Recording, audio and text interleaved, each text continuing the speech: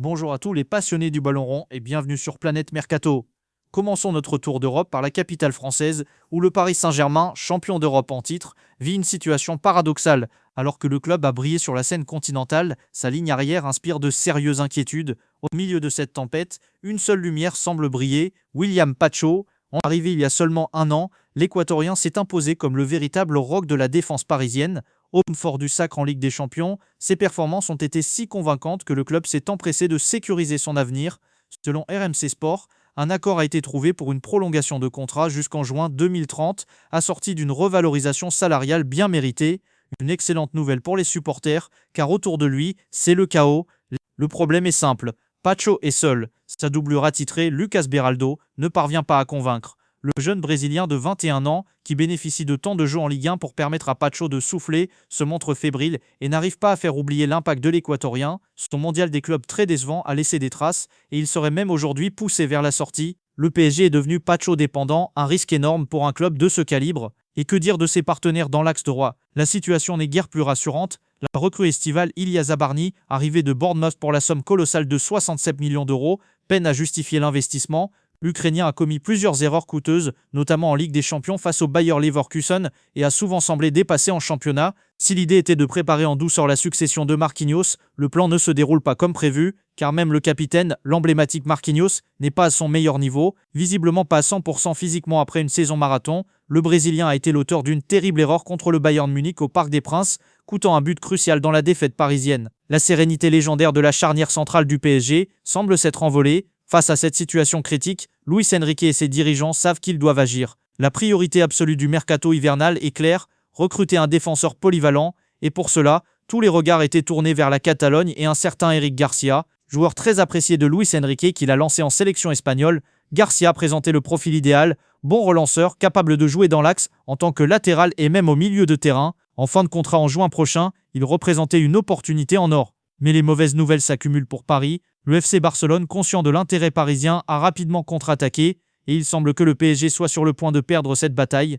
Car à Barcelone, la direction sportive menée par Deco n'a pas l'intention de se laisser faire. L'avenir d'Eric Garcia est une priorité absolue. Le défenseur de 24 ans est devenu un joueur clé du système d'Hansi Flick cette saison, disputant 16 matchs toutes compétitions confondues. Selon le média catalan Sport, les négociations pour une prolongation sont entrées dans leur phase finale. L'agent du joueur, Ivan de la Peña, et Deco ont eu des discussions très positives. Un accord est imminent et une annonce est même attendue avant la fin de l'année 2025. Le nouveau contrat devrait lier Eric Garcia au Barça jusqu'en juin 2029, avec une année supplémentaire en option. Un coup dur pour le PSG, qui voit l'une de ses pistes favorites s'évanouir. Deco a d'ailleurs publiquement loué le joueur, le qualifiant d'exemple de dépassement de l'adversité, confirmant la volonté du club de le conserver à tout prix. Mais si le Barça blinde sa défense, il pense aussi à son avenir offensif. L'ère Robert Lewandowski touche progressivement à sa fin et le club prépare déjà sa succession pour l'été 2026. Un nom revient avec insistance dans les couloirs du Camp Nou, Victor Osimhen. L'international nigérian est en feu depuis son transfert définitif à Galatasaray.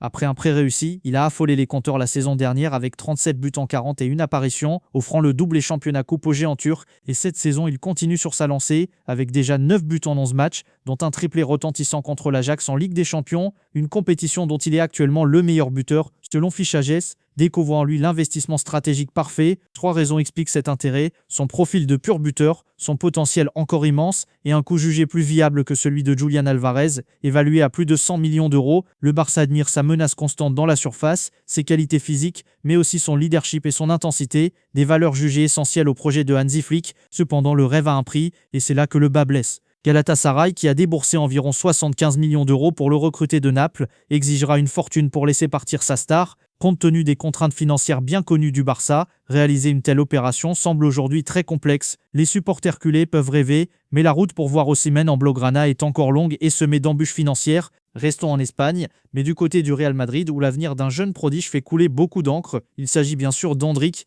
À 19 ans, le phénomène brésilien a besoin de temps de jeu pour continuer sa progression et un prêt dès cet hiver est quasiment acté. La destination la plus probable, l'Olympique Lyonnais. Les discussions entre l'OL et le Real Madrid sont en très bonne voie. Les deux clubs entretiennent d'excellentes relations historiques et seuls quelques détails restent à régler, notamment une clause que le Real tente d'intégrer au contrat. Pour Lyon, qui ne compte que Martin Satriano comme véritable avant-centre, l'arrivée d'Endrick serait une aubaine exceptionnelle jusqu'à la fin de la saison. Un deal gagnant-gagnant-gagnant pour le joueur, Lyon et le Real. Mais attention, tant que rien n'est signé, tout peut arriver et un géant de Premier League rêve de faire capoter l'affaire, Chelsea. D'après le média Chelsea Chronicle, les Blues n'ont absolument pas abandonné la piste et ont échafaudé un plan audacieux et sentimental pour ravir le joueur à l'OL. L'arme secrète de Chelsea, Estevan Willian, alias Messinho, l'autre pépite brésilienne récemment recrutée par le club londonien. Hendrik et Estevan ont été formés ensemble dans la prestigieuse académie de Palmeiras et sont très proches. Chelsea mise sur cette connexion pour convaincre Hendrik de les rejoindre. L'idée de reformer ce duo de choc à Londres ne laisserait pas l'attaquant du Real Madrid insensible. De plus, avec la blessure de Liam Delap, Chelsea a un besoin urgent de recruter un joueur offensif et peut lui promettre une place importante dans l'effectif. La bataille est donc lancée. D'un côté, Lyon offre la quasi-certitude d'un temps de jeu maximal dans un championnat qu'il pourra dominer. De l'autre, Chelsea propose un projet ambitieux en Premier League aux côtés de son ami d'enfance. Le choix final appartiendra à Hendrik, mais ce dossier nous promet encore de nombreux rebondissements. La Premier League est décidément au centre de toutes les attentions. À Manchester United, malgré plus de 230 millions d'euros investis sur l'attaque l'été dernier, le secteur offensif reste un chantier. Les Red Devils s'apprêtent à être de nouveau très actifs cet hiver, avec une enveloppe qui serait de 125 millions d'euros. L'entraîneur Ruben Amorim réclame une recrue et l'urgence est réelle. Benjamin Sesko s'est blessé et la Coupe d'Afrique des Nations privera le club de Brian Mbeumo et Amad Diallo. Dans ce contexte, une cible prioritaire se dégage, Karim Adeyemi. Selon le journal allemand Bild, Manchester United a déjà pris contact avec l'entourage de l'ailier du Borussia Dortmund, géré par le super agent Jorge Mendes. L'international allemand de 23 ans, auteur de 3 buts et 3 passes décisives cette saison, est un talent reconnu mais jugé encore trop irrégulier.